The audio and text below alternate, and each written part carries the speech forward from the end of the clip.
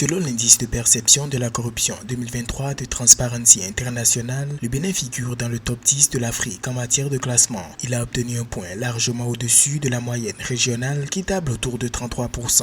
À travers ce classement, le Bénin devance l'Afrique du Sud, le Sénégal, la Côte d'Ivoire pour se placer au 9e rang du classement Afrique avec un score de 43%. Selon les autorités, ce résultat est le fruit des efforts engagés depuis 2016 par le gouvernement en place à travers les réformes sur la lutte contre la corruption dans toute l'administration.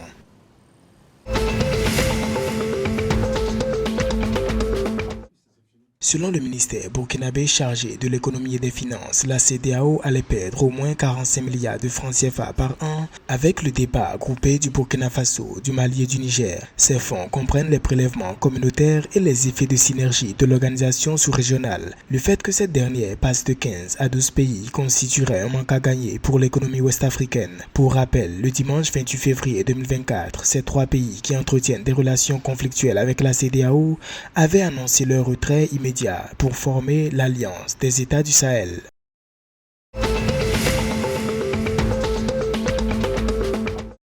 En Côte d'Ivoire, la société Calimo Consulting Group a tenu un forum d'échange sur l'immobilier le 2 février 2023, étalant sa vision en matière d'immobilier pour la capitale politique ivoirienne. L'objectif est d'établir des projets de construction et de vente en tissant des partenariats qui visent à mettre en avant le potentiel d'investissement en Côte d'Ivoire dans le domaine immobilier et touristique. La structure spécialisée dans la transaction immobilière, la gestion de patrimoine, le génie civil et BTP est déjà présente au Mali, en Guinée, en Gambie, au Sénégal et compte bientôt s'installer en Côte d'Ivoire.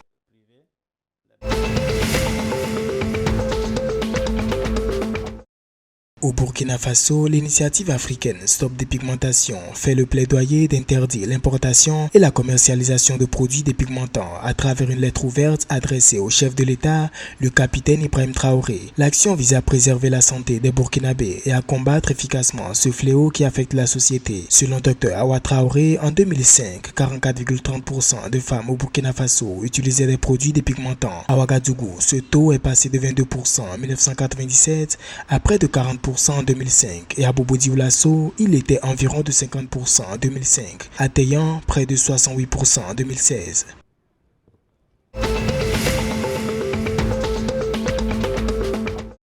Au Sénégal, le syndicat autonome des médecins du Sénégal, SAMES, s'est prononcé dans un contexte de crise politique où le report de l'élection présidentielle du 25 février 2024 a été décidé le 4 février. À cet effet, les médecins ont décidé d'aller en grève pour 48 heures entre lundi 5 et mardi 6 février. Dans toutes les structures de santé du pays, seules les urgences seront assurées et tous les membres affiliés au syndicat sont notamment concernés par le mot d'ordre.